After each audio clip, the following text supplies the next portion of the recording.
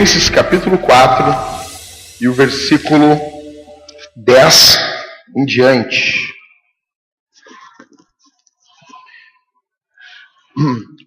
Capítulo 4 de Filipenses, todo mundo achou aí? Acho que diminuir um pouquinho agudo, Marcos, não sei o que tu faz aí.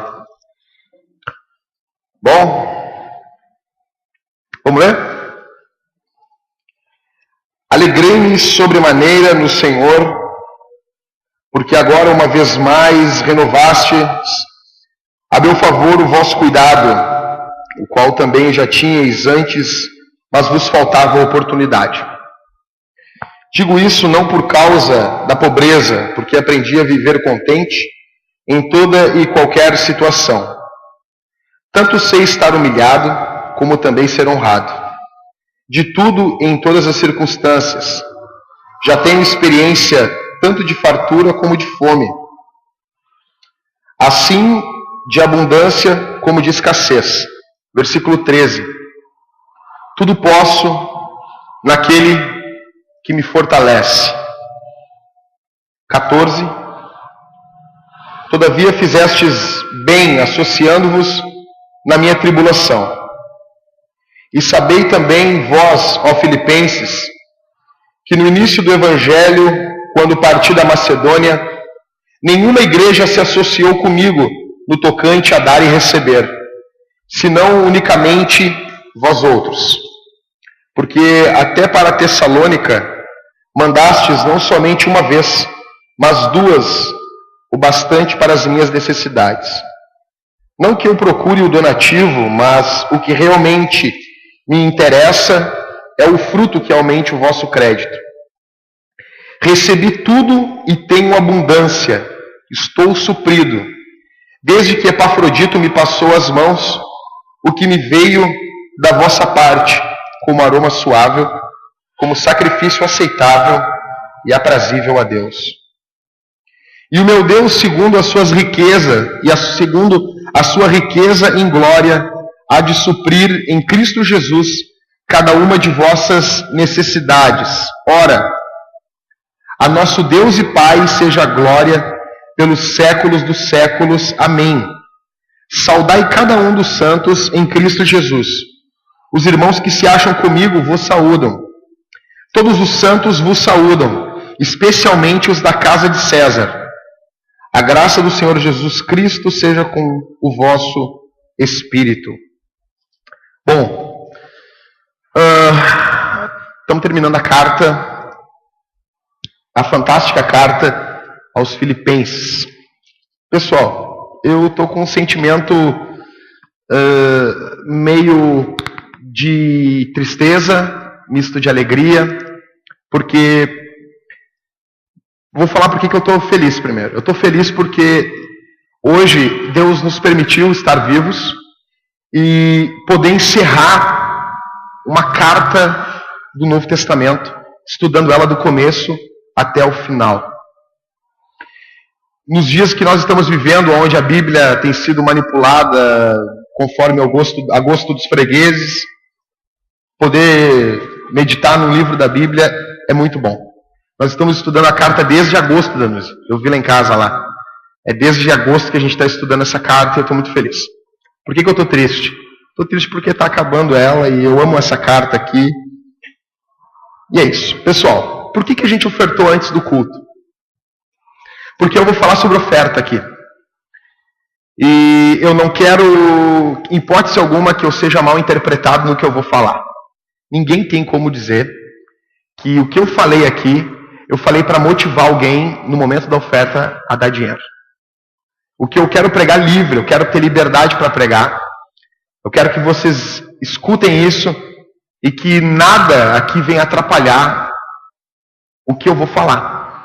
Porque Paulo, ele encerra a carta aos Filipenses agradecendo a oferta que a igreja mandou para ele. Eu já expliquei aqui, eu vou explicar de novo. Paulo está preso em Roma. Melhorou. Paulo está preso em Roma, está numa cadeia. Ele está preso durante 24 horas. 4 guardas revezam a prisão guardando ele. Eles vão E eles se algemam em Paulo. Eles colocam uma algema no braço, nos pés deles, e se algemam em Paulo. Essa é a guarda pretoriana que Paulo vai falar no capítulo 1, que as cadeias de Paulo ficaram conhecidas em toda a guarda pretoriana. Ele está preso, a igreja de Filipos fica sabendo que ele está preso e envia Epafrodito para levar uma oferta para Paulo, mas não só para levar um dinheiro, não só naquela atitude, eu estou dando dinheiro na igreja, eu estou ajudando o missionário e não estou preocupado com ele. Não mandaram por Sedex o dinheiro, eles mandaram um obreiro para ficar hospedado em Roma e ficar cuidando de Paulo, dando um apoio emocional também para Paulo. Epafrodito foi, levou oferta, só que no meio do caminho, quando ele já estava lá, ele ficou doente. Tá? Ele ficou bem doente e Paulo vai tratar disso. Eu já preguei isso aqui, eu estou só fazendo uma reformulação. Tá muito ruim, né, Marcos? Eu troco de microfone então, né? Melhor, né?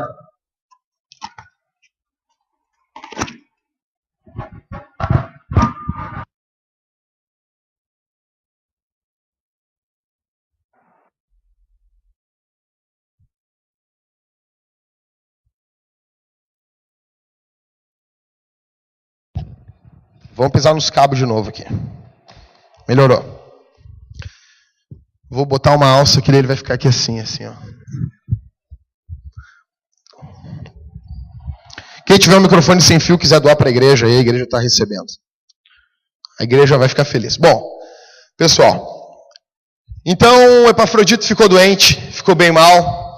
Paulo vai mandar carta, porque talvez a igreja de Filipos ia poder ficar um pouco chateada. Mandamos um obreiro e o cara ficou doente, deu para trás. Paulo vai mandar a carta de volta, junto com Epafrodito, aos filipenses. E, dentre das muitas questões da carta, combater os falsos ensinos, uma das razões principais da carta é que Paulo vai agradecer a oferta que a igreja de Filipos mandou para ele. Algumas considerações eu quero fazer com vocês, e prestem muita atenção. Hoje a gente está encerrando essa carta, então prestem bastante atenção. Primeira consideração que eu quero fazer com todos vocês, prestem atenção aqui. Nós vivemos uma época de escândalos. Vivemos uma época em que pastores estão envolvidos com sexo fora dos seus casamentos, em que pastores estão envolvidos com dinheiro arrecadado de forma ilícita, dinheiro sendo arrecadado com base no roubo. Nós vivemos em épocas onde o dinheiro se tornou, a forma como se fala de dinheiro na igreja, se tornou banal.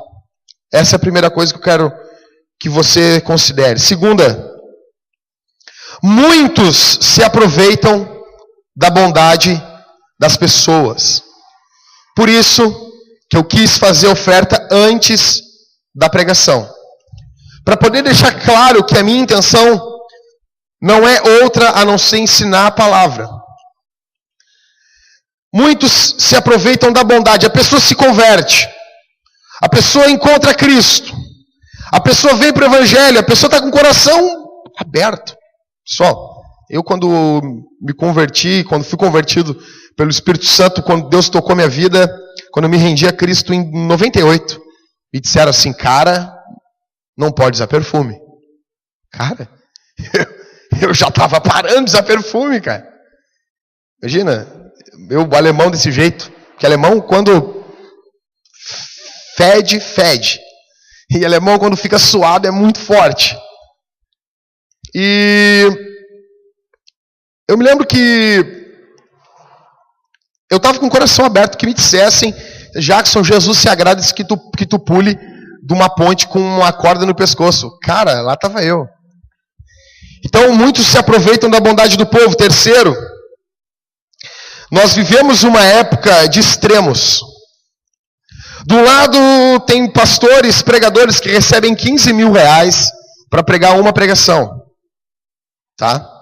Nos dias de hoje, existem pastores, pregadores que eles recebem 15 mil por noite.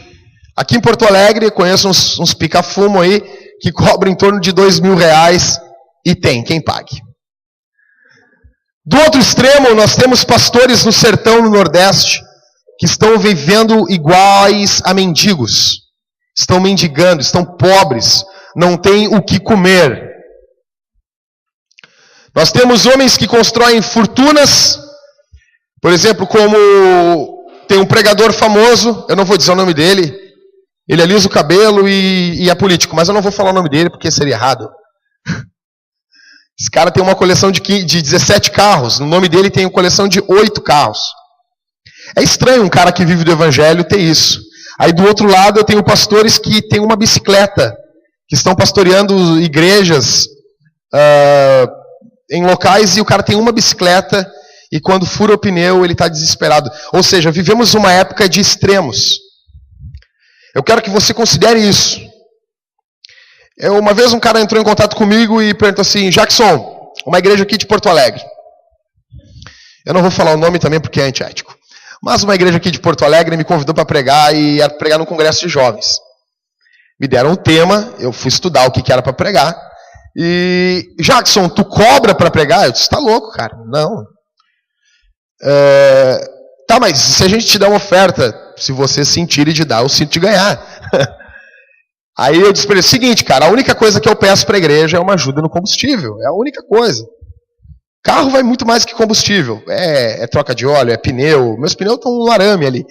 Mas eu disse, olha, ajuda no combustível.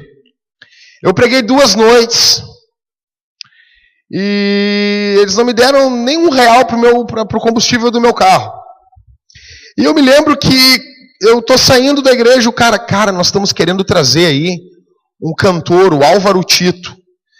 Só que a gente está juntando uma grana para trazer ele. É mesmo, cara? Por quê? Não, porque é R$30 mil para trazer o cara.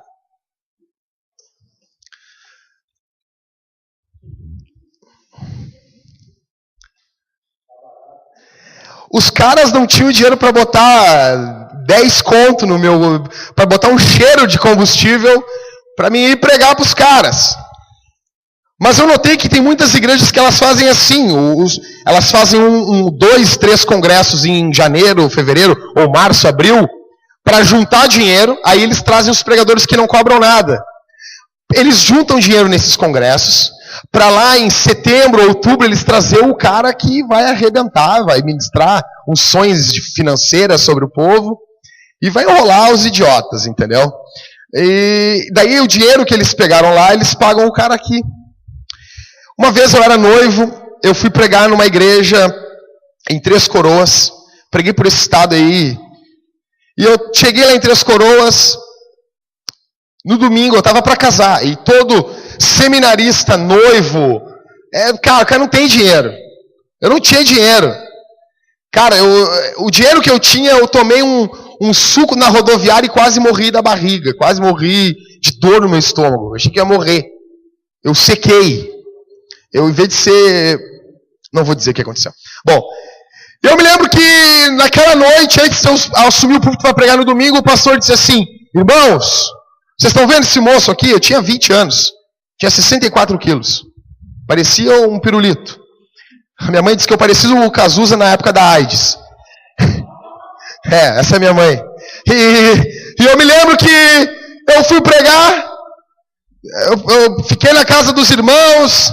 Eu amo crianças. Pô, mas se um dia nós convidarmos um pregador para vir pregar aqui na igreja, nós vamos botar um pregador num local onde não tenha crianças. Porque ele tem que orar, ele tem que ler a Bíblia. Me colocaram numa casa cheia de crianças, deu tiroteio por volta da casa, eu não conseguia dormir de noite, e eu tô lá assim, meio dormindo no culto, e os caras disseram assim, não, nós vamos ajudar o Jackson. Eu, Jesus, obrigado, Senhor, Deus é bom mesmo. Nós vamos ajudar. Toda oferta que sair no culto, nós vamos dar para o Jackson, porque ele está para casar, aquela coisa toda, e babá, e eu por fora, eu bem quieto, né? Mas por dentro eu estou, yes. E daí eu fiquei que nem Jesus ali em João, que Jesus ficava do lado do gasofilácio. Tem dinheiro que não desceu aqui, peraí. Deu. E ele ficava olhando e as pessoas viam, por isso que ele fez a parábola ele falou da parábola não, da viúva pobre, porque ele viu que ela colocou no gasofilácio. A Bíblia diz que ele ficava do lado do gasofilácio. Eu fiquei sentado lá onde eu estava, mas eu fiquei meio que olhando, né? Vamos ver o que esse povo... E o povo, como ficou sabendo que a oferta era para mim, pessoal, era só nota alta entrando naquele gasofilácio. E cada cara que botava uma nota de 50, eu... Obrigado, Jesus. Acabou o culto. Eu, no mínimo de oferta aquela noite, deu uns R$800, no mínimo. A igreja estava lotada. Acabou o culto, o pastor me chamou lá atrás, e normalmente, quando você vai pregar numa igreja, e eles vão te dar uma oferta, eles te chamam lá atrás, tu senta no gabinete. Quem já pregou em outras igrejas sabe que é assim. Você vai sentar, ele vai te agradecer, tu vai ficar, tudo bem, obrigado. Aquele pastor olhou para mim e disse, Jackson, é o seguinte, quando ele disse isso, eu olhei para ele, o que foi? Aí ele, nós estamos construindo a igreja. Dancei. Eu olhei para ele e? Aí ele olhou para mim e disse assim, nós não temos como te dar a oferta e nós vamos te dar essa oferta. Tinha R$36. R$36 era a minha passagem da rodoviária. Eu tive que pedir dinheiro emprestado para pegar o ônibus para ir para casa. Por que isso, pessoal? Primeiro, eu fiquei muito indignado aquela noite. Cansei de pregar aqui em volta, chegava no culto, não, nós pagamos a tua gasolina, eu ia com o cheiro do carro, chegar lá e não ter. Por que eu fiquei indignado? Primeiro, porque eu não pedi. Primeiro, porque eu não cobrei. Primeiro, porque eu não disse que eu não queria nada. Segundo, ele usou o meu nome para tirar uma oferta da igreja. Por quê? A igreja já dá oferta para a igreja. Não, é para o pregador. O povo se anima. E tem um comércio no Brasil... O Akiva, o meu primo ligou para ele. Ele disse, não, eu tenho um ministério seguinte. Eu vou pregar nas igrejas. E eu levanto de oferta 30 mil. Metade de vocês e metade é nossa. E os pastores estão vendendo as ovelhas dessa forma. Eles trazem esse filho do inferno. Ele vai arrancar tudo do povo. Tudo. As pessoas saem quase peladas do culto. E metade fica na igreja e metade ele leva junto. E é um ótimo negócio para o pastor que traz e para ele que vai. Só que naquele contexto lá não tinha pedido nada. Eu me lembro, e nesse ponto, quando a gente se depara com uma situação dessa, tu fica diante de uma forquilha, de dois caminhos, de uma encruzilhada. Primeiro, ou tu te torna um pregador safado, malandro, safadinho, que sabe as quebradas, que sabe as manhas da religião, que sabe forjar a cara de Deus no púlpito, que sabe falar o que o povo quer ouvir, e começa a entrar na jogada, e tu até acha versículo bíblico dizendo o seguinte, vou cobrar porque está rolando grana, se eu não meter a mão vai ficar com o pastor. Ou tu passa a ser um trouxa para essa gente, mas Deus está te olhando, e Deus está vendo. E Ele está fazendo um joinha do céu para ti. Eu fiquei com a segunda opção.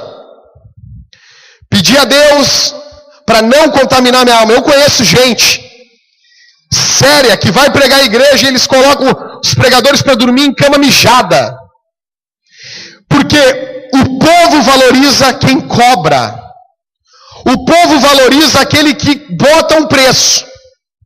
Se tu diz, não cobro nada, a impressão nesse mercado gospel é que tu não tem valor nenhum. Pode entrar, mano, pode entrar. Seja bem-vindo, cara, entra.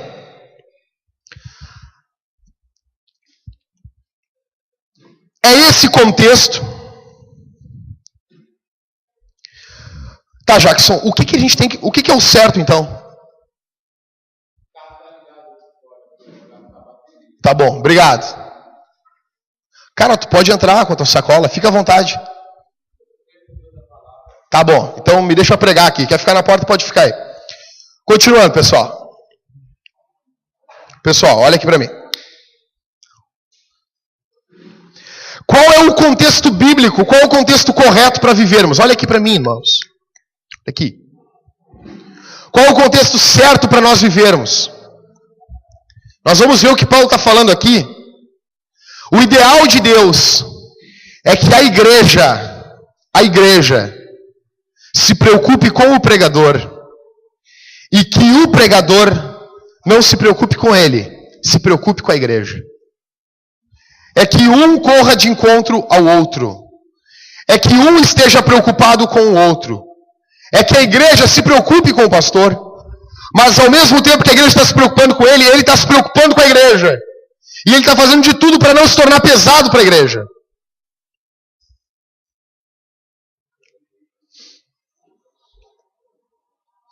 Paulo vai falar, eu quero antes de nós meditarmos bem rápido aqui, em 1 Coríntios, quem tiver a Bíblia aí, abre.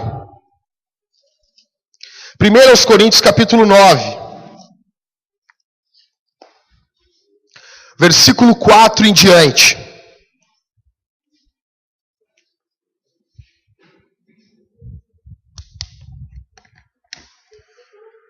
Quatro em diante, 9 e 4 em diante, já vou ler.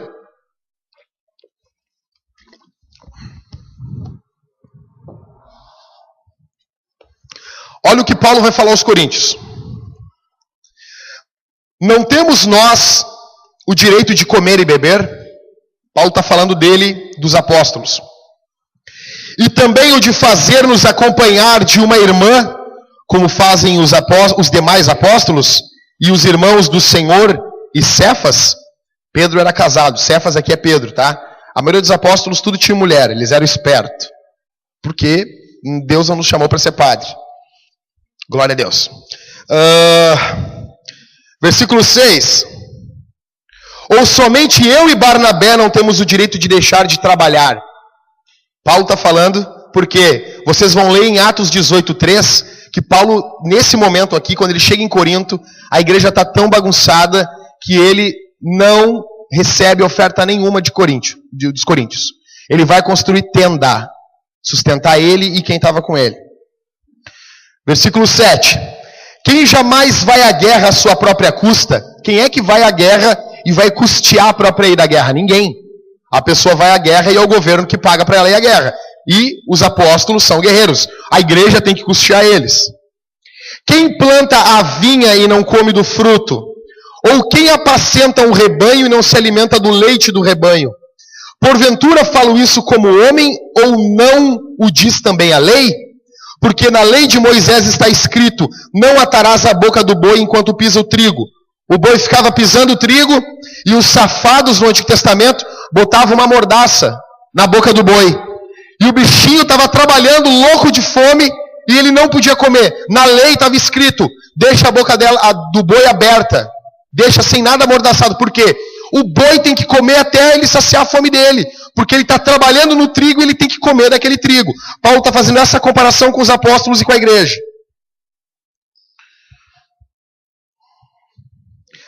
Acaso é com bois que Deus se preocupa? Versículo 10.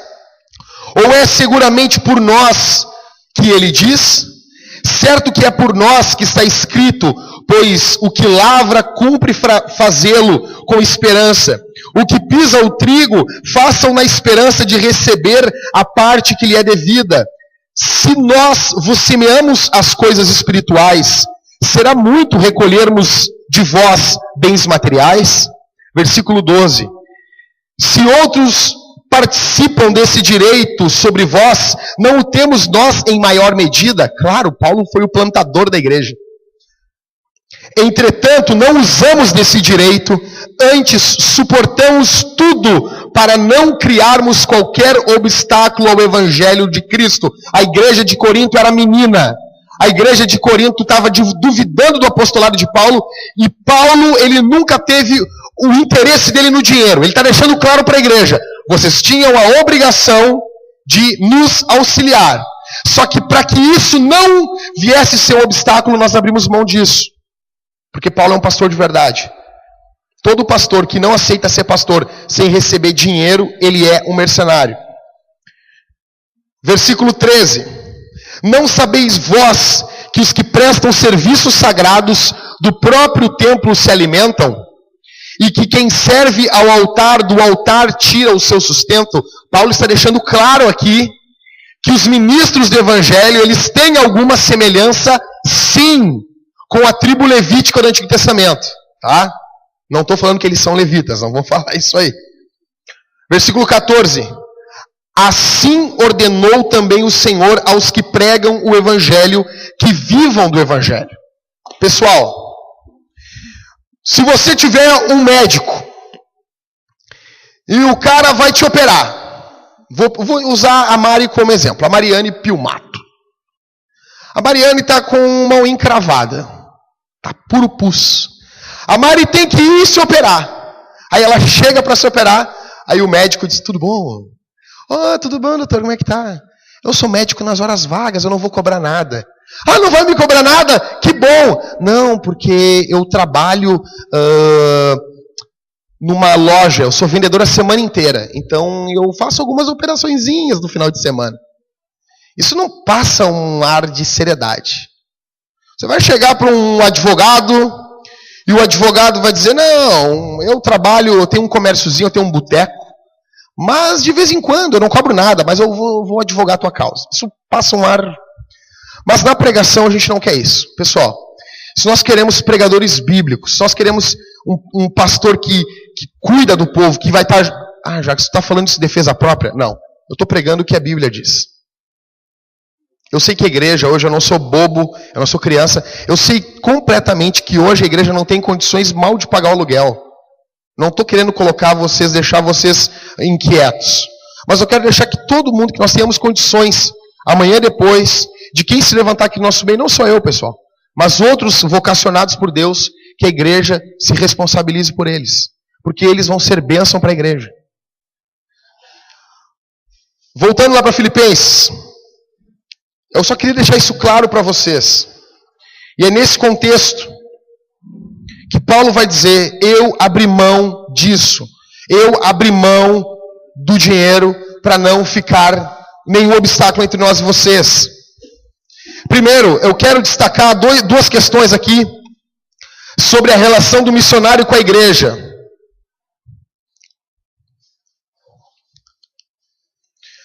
Primeiro, a cooperação, olha aqui para mim.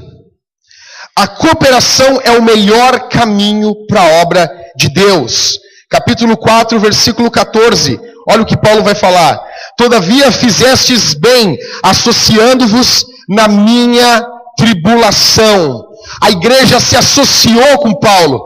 A igreja viu que Paulo estava numa tribulação, estava numa angústia, e a igreja entendeu que a igreja tinha responsabilidade com Paulo naquele momento. E ela se associa com Paulo.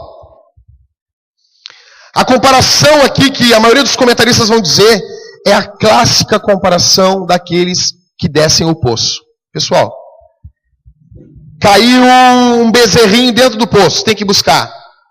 Aí o Mateus diz, eu busco. Aí a gente vai dizer, não, tem muito pesado. Aí quem vai buscar? O Johnny, né? O Johnny é magro.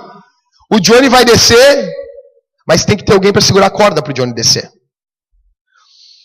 Vocês vão ler em casa, vocês vão ver, leiam em casa, 1 Samuel capítulo 30, versículo 24, quando Davi fala que aqueles que cuidam da bagagem na guerra vão receber a mesma coisa do que aqueles que saem para a guerra. Olha aqui. Há uma cooperação. Aqueles que descem o poço, eles precisam ser sustentados com alguém que segure a corda. E é isso que a igreja faz com Paulo. Ela se associa com ele. Segundo, olha aqui para mim, irmãos. O missionário precisa estar vinculado a uma igreja. E a igreja precisa estar comprometida com o missionário. Olhem aqui. O que nós temos hoje? Nós temos hoje milhões de agências missionárias. Quem é novo na fé? Jackson, não sei. Agência missionária é uma entidade para-eclesiástica que capitaliza recursos de igrejas e envia missionários. Só que a Bíblia não fala em nenhuma agência missionária.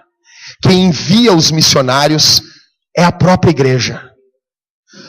A igreja é uma associação missionária.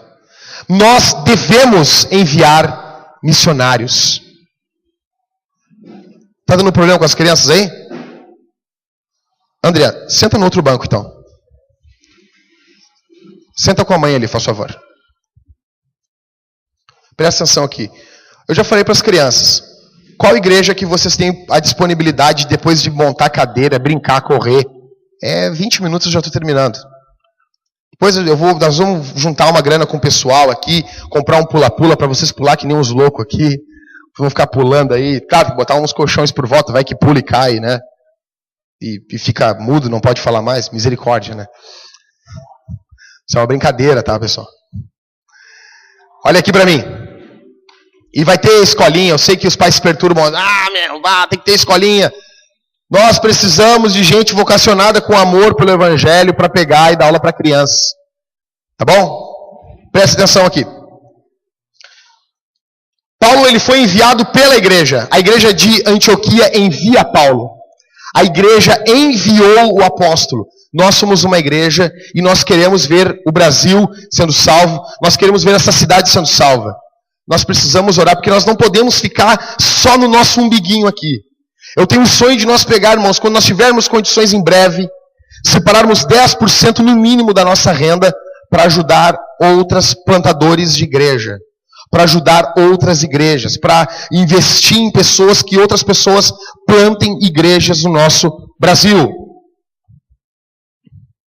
Qual é a responsabilidade da igreja com o pastor? Primeiro, versículo 10 vai dizer: alegrei-me sobremaneira no Senhor, porque agora, uma vez mais, renovastes ao meu favor o vosso cuidado, o qual já tinhais antes, mas faltava oportunidade. Olha aqui para mim. A contribuição na igreja e com os missionários, com os pastores, ela tem que ser uma contribuição regular. Ela não pode ser, não, hoje eu tenho uma alegria muito grande, e o que envolve missões é assim.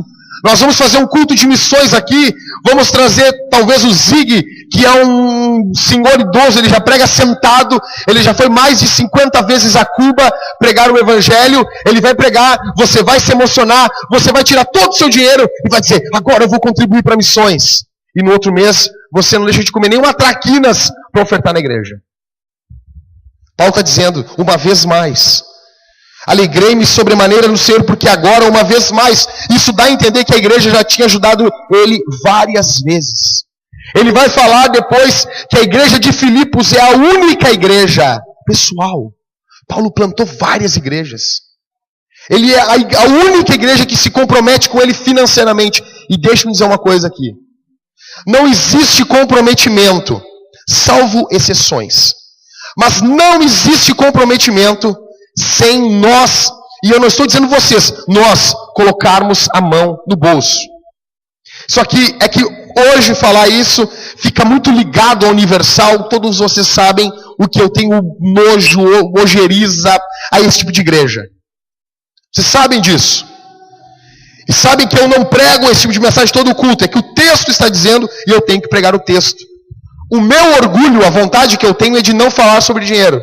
Daí já é vaidade. Só que eu tenho que subjugar isso e pregar o que o Evangelho manda. O sustento financeiro da obra de Deus tem que ser sistemático. Tem que ter uma continuidade. A igreja de Filipos nunca teve falta de interesse de ajudar Paulo. Ela teve falta de oportunidade.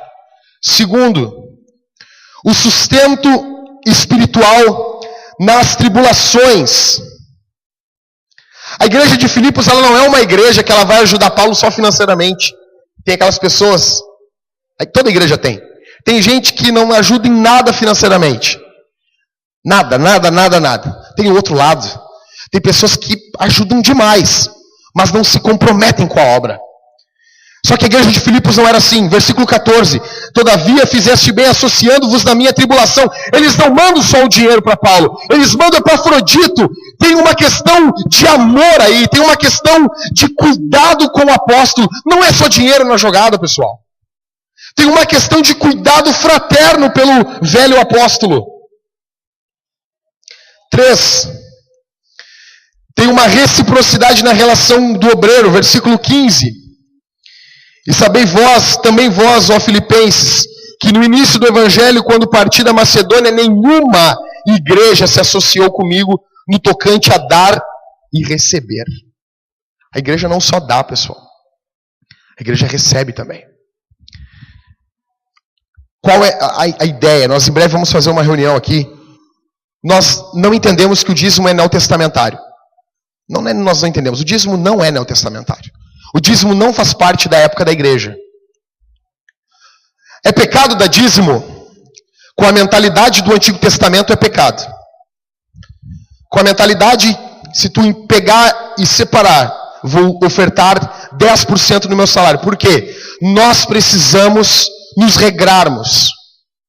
Nós precisamos fazermos uma contabilidade e dizer, eu vou ofertar por mês tanto. Daí não é pecado. Tem pessoas que vão ofertar 20%, 30%, 40%, tem pessoas que ofertam 90% e tem pessoas que ofertam 1%. A medida não é o pastor, não é o pregador, não é a igreja que determina. Coríntios vai falar, cada um contribua segundo a sua prosperidade.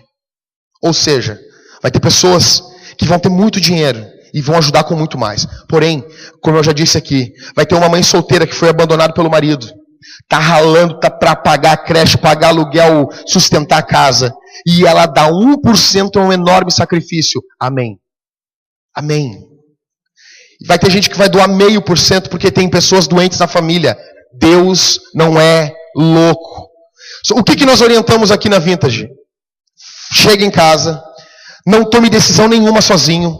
Conversa com a tua esposa, conversa com os teus pais, dobra o teu joelho, ora e diz, Senhor, com quanto eu posso ajudar? Faça as tuas contas e diga, pegue-os e avise aqui na igreja, eu vou contribuir com X reais por mês. Se as coisas melhorarem, vou contribuir com mais. Se as coisas piorarem, vou contribuir com menos. É ótimo essa forma, por quê? Vai ter pessoas que num, 2 meses não vão ofertar. Estão passando por uma crise financeira. É uma forma de nós sabermos e como ajudarmos a pessoa. Esses dias uma moça disse assim, já que eu queria ir no culto. Eu queria visitar vocês. Só que eu não tenho dinheiro para passagem. Eu disse, nós vamos conseguir o dinheiro para passagem. Mas como assim a igreja vai pagar meu... Óbvio, a igreja não tem só que receber. A igreja não é um local onde capta o valor dos fiéis, não. Nós somos uma família. Alguém aqui tem uma necessidade... O recurso financeiro da igreja vai servir para ajudar essa pessoa, para comprar um rancho, para comprar roupa, para ajudar. Eu já vi igreja construir casa para membro. Eu congreguei em igreja, que a igreja deu uma casa para o membro, porque não tinha dinheiro. Era uma pessoa que juntava papelão. Tem uma reciprocidade. Quarto, a igreja, ela tem que fazer das suas ofertas ao missionário um sacrifício a Deus. Versículo 18, olha o que diz.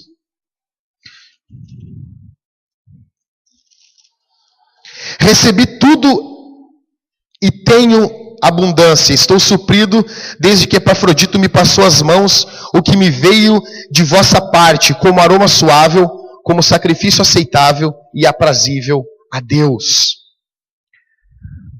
Paulo, ele recebe essa oferta e a forma como ele lida com a oferta, ele elogia a igreja.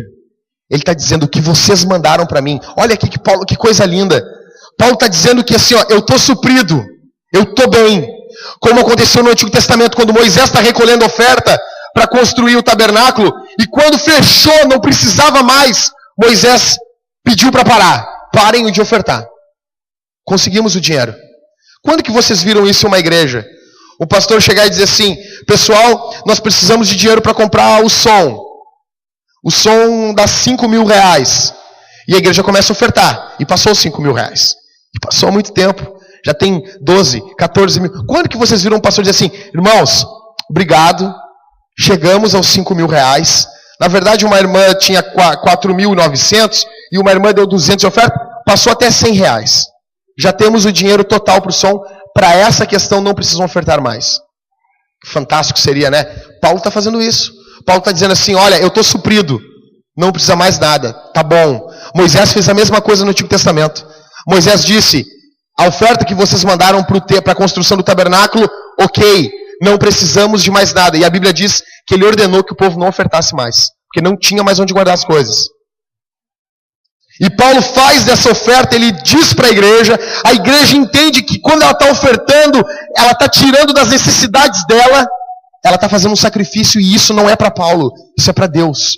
E Paulo vai usar toda uma linguagem litúrgica aqui do Antigo Testamento. O que me veio da vossa parte como aroma suave, como sacrifício aceitável e aprazível a Deus. Em quarto, a igreja faz ofertas não das sobras, mas apesar das necessidades. A oferta, ela não pode ser algo que sobra. Tipo, cara, vou gastar todo o dinheiro que eu tenho comigo e o que sobrar, as mixarias eu dou na igreja. Eu me lembro de um caso que me contaram. Eu nunca faria isso.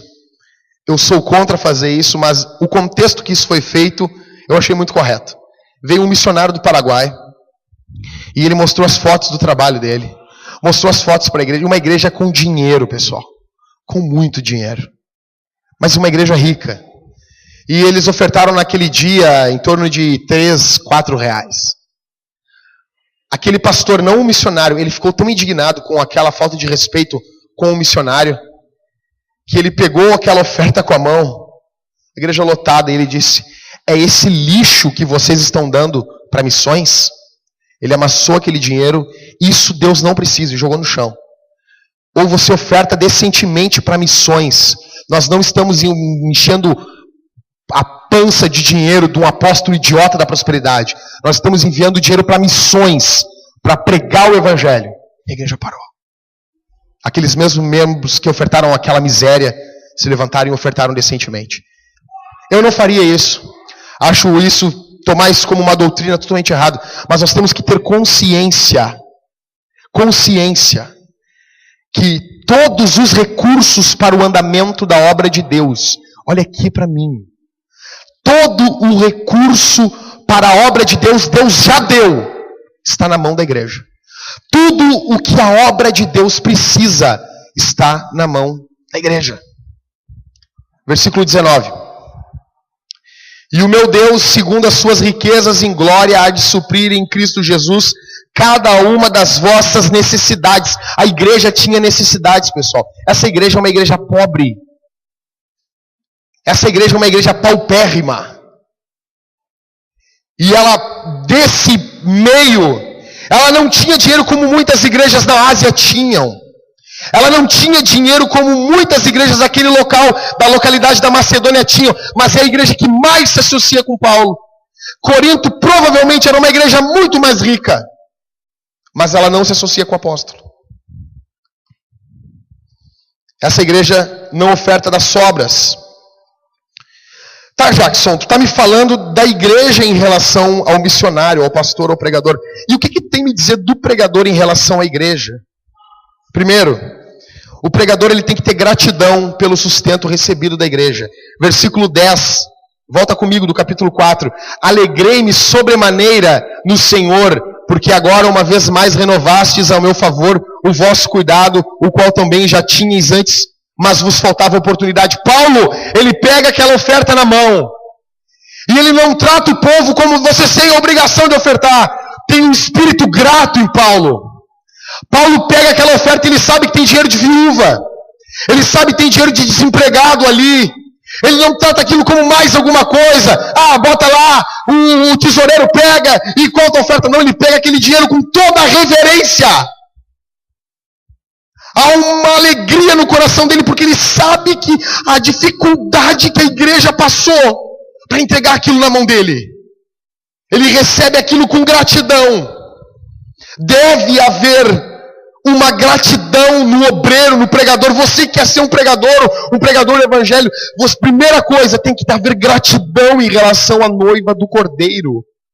Não podemos ter esse espírito empreendedor de empresa, esse espírito do inferno invadindo as igrejas, onde as pessoas olham o púlpito como um balcão, o pastor como um vendedor, e as ovelhas como clientes, e o evangelho como mercadoria.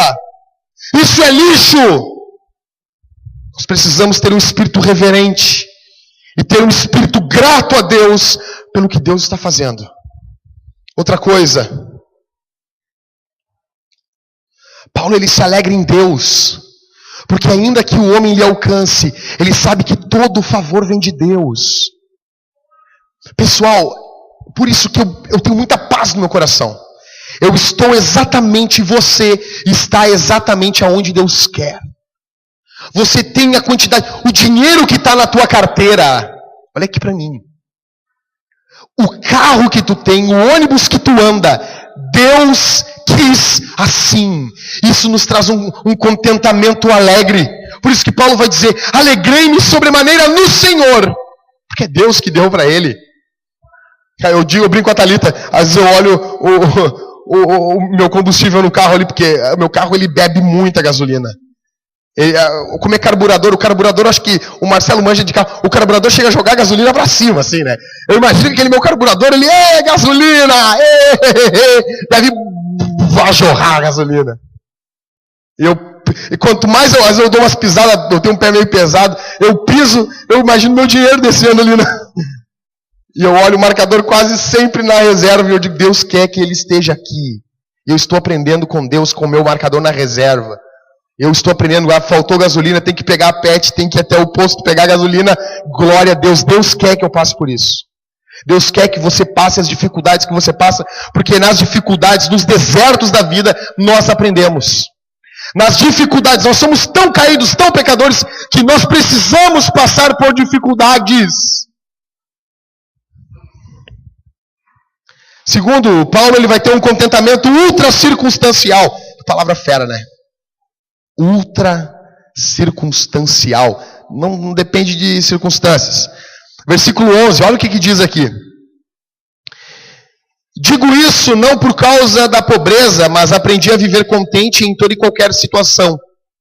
Paulo está contente. Hoje contente é uma palavra bonita, né? Mas nesse período aqui, contente é uma palavra pagã. A Bíblia está cheia de paganismo. Não que eles eram pagãos, tá? Mas eles pegavam palavras pagãs e davam novos sentidos a palavras pagãs. A palavra grega, autarques, quer dizer contente. Ela é uma palavra pagã. Ela é uma palavra de autossuficiência. Tá? Fazia parte de uma ética estoica. Os estoicos, eles eram homens que acreditavam que eles iam chegar num grau de espiritualidade, que eles iam se tornar autossuficientes e não iriam depender de ninguém.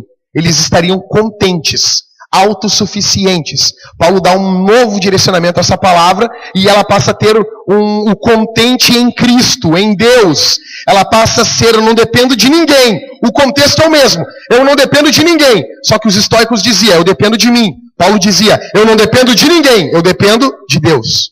Ele dá um novo tom para essa palavra. Ele está contente. Ele diz, aprendi a viver contente em toda situação. O que a gente aprende mais? A gente aprende que nós devemos ter também uma confiança inabalável em Cristo. Paulo não estava com os olhos fixos dele no gasofilácio, preocupado. Temos que pagar a conta disso, daquilo, aquilo outro. Eu tenho que comer, eu tenho que fazer isso. Ele sabia que o recurso dele vinha de Deus. Versículo 13. Tudo posso naquele que me fortalece. Todo mundo usa esse versículo, né? Hoje vocês vão parar de usar esse versículo de forma errada. Quarto, maior interesse no bem espiritual dos crentes e não do dinheiro deles. Versículo 17. Não que eu procure. Olha o versículo 17, crente. Isso aqui é punk demais. Isso aqui era para o cara dar um rodopio e sair no reteté, batendo palma e dando golpe de capoeira. Muito lindo isso aqui. Imagina os apóstolos modernos pregando isso. Não que eu procure o donativo ou o dinheiro, mas o que realmente me interessa é o fruto que aumente o vosso crédito. Paulo não está preocupado com o dinheiro deles. A preocupação quando Paulo olha uma pessoa, se Paulo estivesse pregando no púlpito da igreja de Filipos, quando entrava uma pessoa pela porta, ele não pensava assim, epa, mais um dizimista. Não, ele ia pensar, mais uma pessoa para mim cuidar, mais uma pessoa para mim me preocupar, mais uma pessoa para mim gastar tempo, mais uma pessoa para me amar em Cristo. Me lembro que há umas semanas atrás veio um rapaz aqui na igreja. E eu conversei com ele depois pelo Facebook, pelo bate-papo. Um cara totalmente quebrado. teve igrejas e aconteceu coisas terríveis, e fizeram coisas terríveis para ele. E eu me lembro que é muito comum, eu presenciei isso diversas vezes, uma das primeiras perguntas que muitos pastores fazem é: qual é a tua profissão? Eu sou empresário, eu tenho alguma rede aqui de consultórios de odontologia. Não! Aí o cara já ficava junto com ele. Eu presenciei isso. Pastor, eu queria uma oração forte nos meus consultórios. Pastor ortodoxo chegou e disse: não, vamos lá e vamos desmanchar tudo isso. Vou lá fazer uma oração forte e vamos abrir caminho. Eu disse: mas que isso? Abrir caminho? Tu vai abrir caminho. Vai chegar com uns galhos de arruda. E vai, como é que as mulheres falavam no interior? Quando elas passavam o galho de arruda? Tu sabe, mulher, fala, como é que é o nome? Tu sabe, as benzedeiras lá da tua cidade. Como é que elas falavam, Thalita? Como é que era? O que eu corto? Cobreiro brabo. Eu volto o pastor chegar lá, o que eu corto? Cobreiro brabo. É verdade. Quando o cara diz para mim que vai fazer uma oração forte, a primeira pergunta que eu quero fazer para ele: tá, mas tem oração fraca? Eu vou fazer uma oração forte em nome do Senhor, mas tem fraca. Como é que é a oração forte? Quase vira o Hulk, o Blanca. Paulo não está interessado no dinheiro deles. Aí eu quero que você pegue aqui, ó, compara Paulo com os pastores modernos. Conheço um monte de seminarista que diz assim: sai do seminário, e aí, cara, não, só vou se for para assumir igrejão. Não vou para congregar a igreja, só se for para assumir igrejão. Tem amigos meus na internet. Os caras saiu do seminário, o interesse dele principal é: quero uma igreja que já tem uma casa pastoral, com 3 quartos, que sustente eu, a minha esposa, que pague isso, pague aquilo. Afinal, eu me dediquei. O maior interesse de Paulo não é esse. O maior interesse de Paulo é nos Filipenses. A igreja deu a oferta para ele como culto, sim, mas Paulo recebeu isso como culto também. Ele tem todo um cuidado para pegar aquela oferta e ele recebe aquilo como aroma suave, com reverência cultica.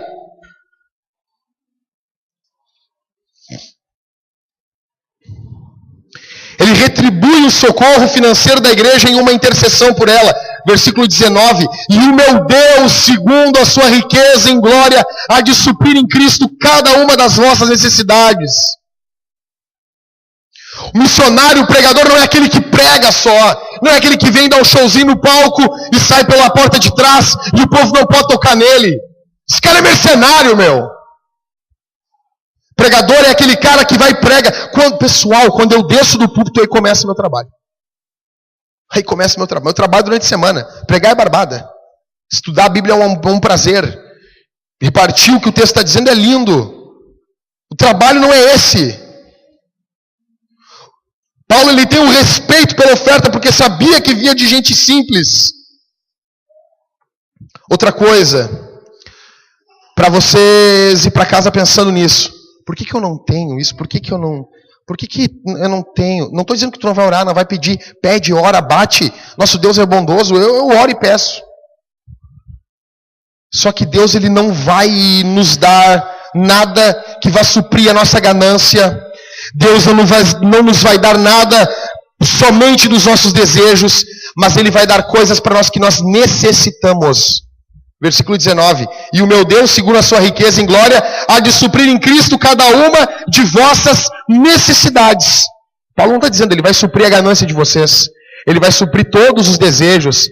Né? E é horrível quando os pregadores dizem, pegam uns textos da Bíblia de forma burra e dizem para o povo. E o povo não lê e repete de forma burra. Não, mas assim, Jesus falou, buscar em primeiro lugar o reino dos céus, e as demais coisas vos serão acrescentadas. Não, Jesus nunca disse isso. Jesus falou, buscar em primeiro lugar o reino dos céus, e estas coisas vos serão acrescentadas.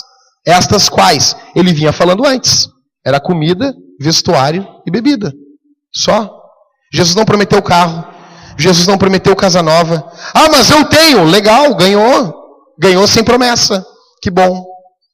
Imagina que legal. É a mãe que não promete nada para o filho e deu. Tudo que tu tem, Jesus não te prometeu e te deu mesmo assim.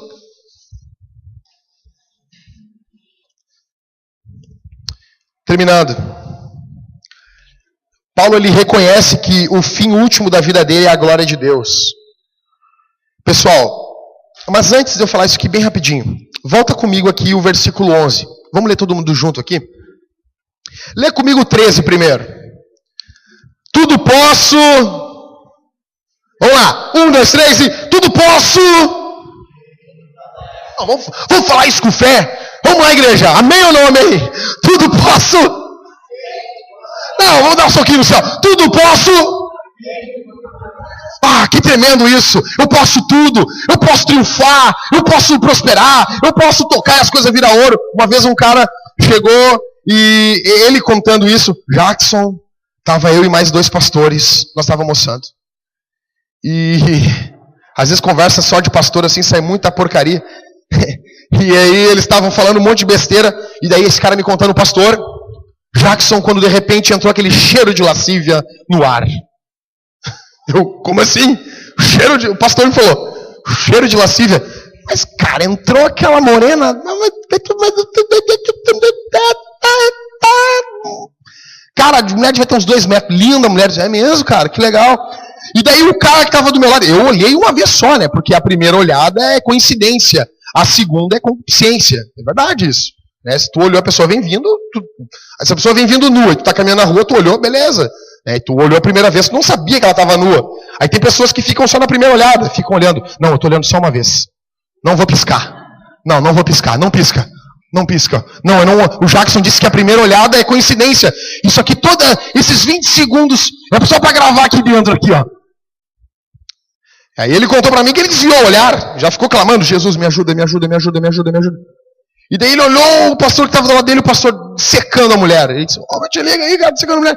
Não, tu não pode fazer isso. Aí o pastor olhou para ele e disse, que não posso. Eu posso todas as coisas naquele que me fortalece. A gente fica escandalizado.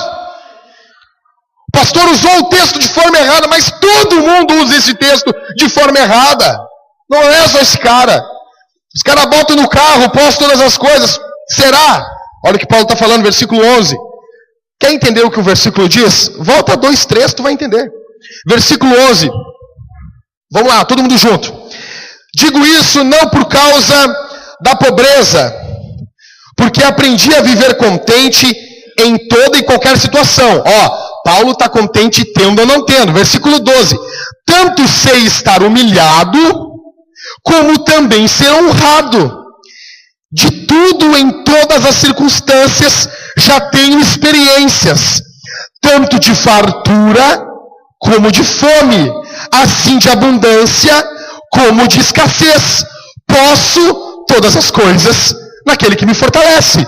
Paulo está dizendo, eu posso ter dinheiro, eu posso ficar pobre, eu posso ser rico, eu posso não ter nada, eu posso comer hoje caviar, amanhã eu posso não ter nem guisado para comer, eu posso comer hoje uma comida gostosa, tomar um refrigerante muito bom e amanhã não ter nem água.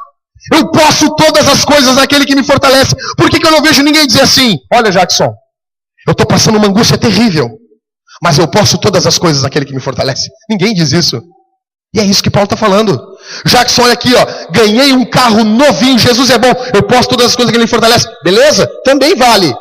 Mas não é só para as coisas boas.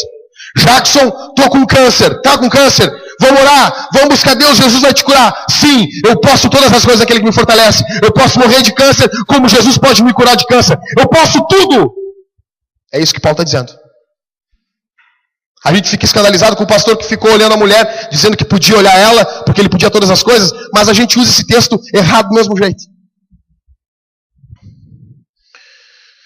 Terminando, dando adeus para Filipenses, versículo 20. Ora, a nosso Deus e Pai seja a glória pelos séculos dos séculos. Paulo encerra essa carta com louvor, Paulo encerra essa carta com adoração, Paulo encerra essa carta com rendição. Olha aqui, igreja, olha aqui, não é dinheiro, não é ninharia. Eu quero deixar claro aqui para vocês, Não é dinheiro, não é status, não é nada disso. O interesse de Paulo e o interesse nosso como igreja é a glória de Deus. O interesse sobre as nossas circunstâncias. Claro, nós somos pessoas, nós sofremos, nós choramos. Para isso existe igreja. Um está em crise, o outro abraça, ajuda. Deus não é ruim. Moisés morre e Josué vai ter 10 dias para chorar.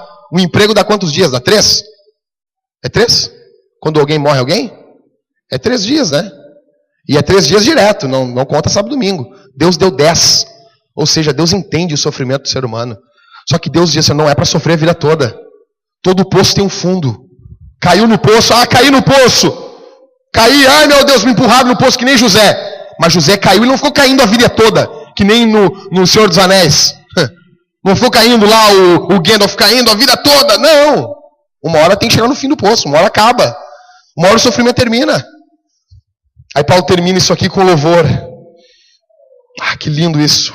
Ora, nosso Deus e Pai seja glória pelos séculos dos séculos. Amém. Os últimos 3 versículos. Saudações e bênção. Paulo era lindo demais. Versículo 21. Saudai cada um dos santos em Cristo Jesus. Os irmãos que acham comigo vos saúdam. Paulo é um pastor que se lembra de todas as ovelhas. Ele não manda beijinho aí só para o pastor. Não, saudai cada um. Eu quero deixar claro uma coisa. Deus olha a igreja como um todo, olha, mas Ele olha o indivíduo. Tu é gente para Deus aqui essa noite. O teu problema, ele não é desprezado de Deus. Deus não está olhando todo mundo como um bando, as pessoas olham aquele bando de gado e ele pensa, tenho 58 cabeças de gado, eu tenho 1000 cabeças de gado. Deus não está olhando assim, Deus está olhando o teu problema. Eu costumo dizer, às vezes a gente despreza os adolescentes. Tem adolescentes aqui, tem a Bruna, tem a Andrea, hoje tem só as 2. Não é indireta para vocês. Mas adolescentes passam por crise, passam por paixonites. E a gente tem aquela tendência de, nem é nada. Mas quando foi a gente, quando fomos a nossa adolescência, foi terrível. O Marcelo, imagina, ai Nina, eu te amo. Escrevendo cartinha de amor, riscando com a faca o braço, eu te amo. Mas Deus conhece os adolescentes. Deus conhece os irmãos de mais idade. Deus conhece cada particularidade de vocês aqui. Por isso que Paulo diz assim, saudai cada um dos santos em Cristo Jesus. Os irmãos que acham comigo vos saúdam. E eu esperei 3 meses para falar isso para vocês. Isso aqui é fantástico. Paulo, ele era louco. Versículo 22. Se tivesse fogos de artifício, agora ia para vocês prestarem atenção. Versículo 22.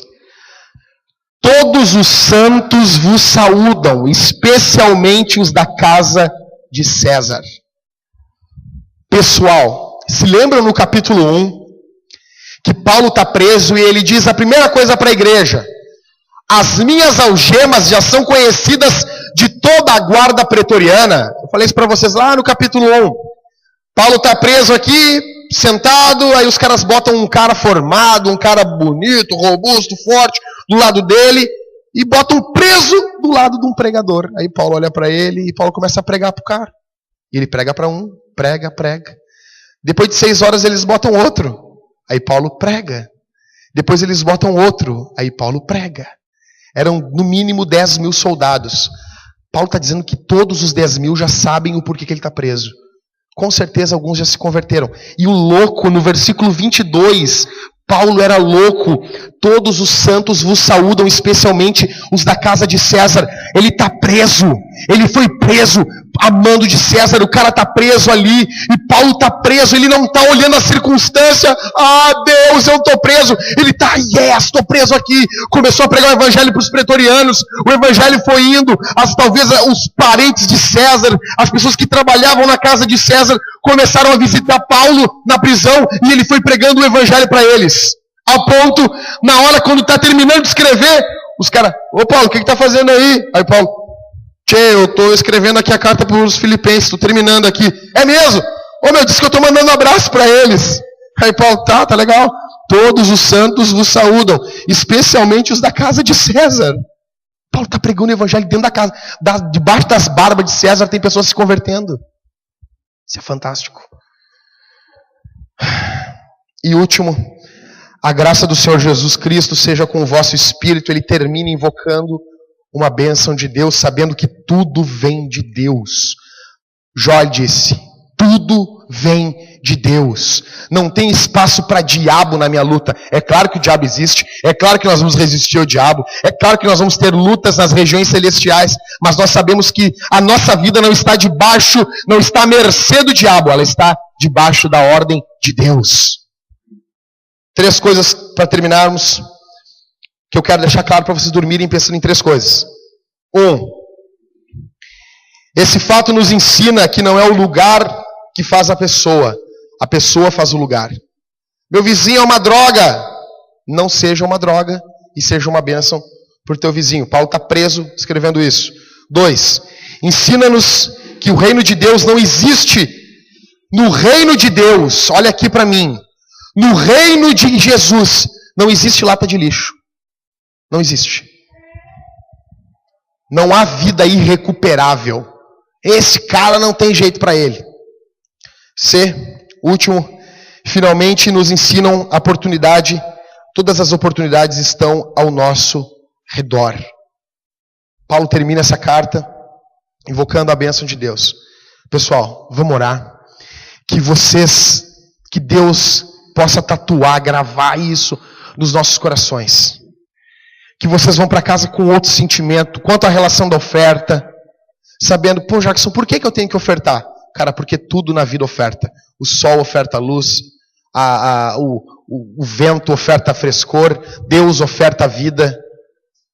Porque nós servimos um Deus que oferta a vida toda hora para nós. Não tenho, vamos orar para tu ter, não te sinta constrangido. Por isso que a pregação hoje foi depois da oferta, para que não fique nenhuma suspeita quanto às nossas intenções. Pessoal, vamos ficar de pé.